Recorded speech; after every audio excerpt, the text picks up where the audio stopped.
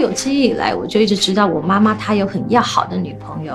然后一直到我11岁那年，有2个长辈他们在我旁边聊天，可他们聊一聊就聊到我妈说，哎呀，他妈是喜欢女生。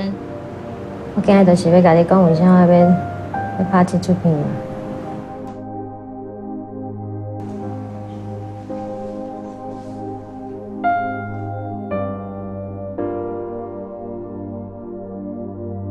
我妈她长在一个贫穷农村的，她跟我父亲只见过1次面，第2次见面他们就变成夫妻了。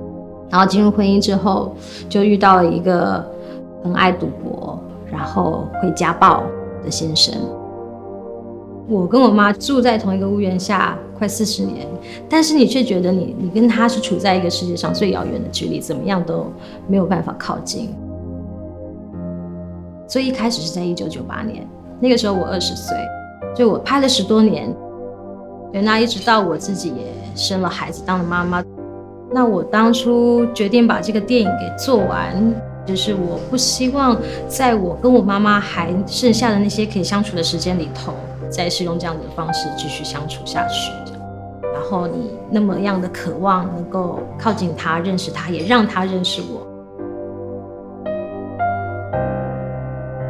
他自己的官方说法是10几个。有一个我印象特别深刻，其实也跟我们一起生活了8年左右，然后20出头我们就已经都叫他妈咪。那我妈跟他去喝茶，一定永远都是他会帮他把瓜子壳给咬开来，然后瓜子肉拿出来放在他的面前，然后他就可以这样就翘着脚，然后一小片一小片的拿到放到嘴里头。然后对比我跟我妹妹坐在旁边，2个小人就要自己啃瓜子，然后你就啃得稀巴烂，然后那个瓜子肉也碎掉了，但我妈从来不管我们。你今晚喝一声讲，宝贝，你才会做定。宝贝，你在做什么？真系足温柔的，温柔啊安怎呢？我换起来衫裤，伊绝对拢甲我兄伊洗，佮毋是讲洗机洗呢，伊根本要用手烂。你妈哦，真正是哦，无爱江山爱美，真。我妈的女朋友都说，她就出那张嘴。就什么都不会，就只会出那一张嘴。我从98年到14年之前，就是这段时间我都是一个人拍。我不是科班出身嘛，那我对于其实摄影这些器材，我也不是那么样子的了解。像有一幕我妈坐后阳台，她在讲话，然后我就是一只脚顶着后阳台的门。然后用一种很奇怪的姿势拿着摄影机去拍我妈妈那段谈话，这样。我无想要家己出来啊！我家己出，恁2个踮喺遐在生活，一定要死踮喺遐。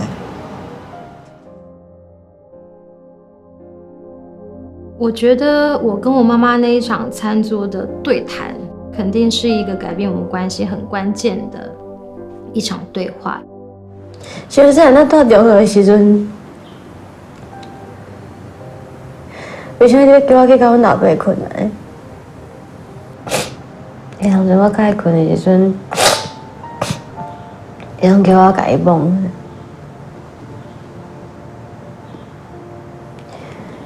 叫我摸伊遐，牵我的手去摸伊遐。因为在我成为别人妈妈之前，你心里头肯定会有怨怼，会有恨。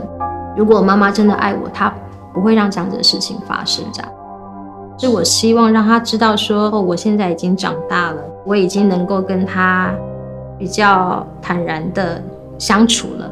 那我希望我妈妈她也能把这件事情从她的不管是心里头或者是肩膀上面给卸下来。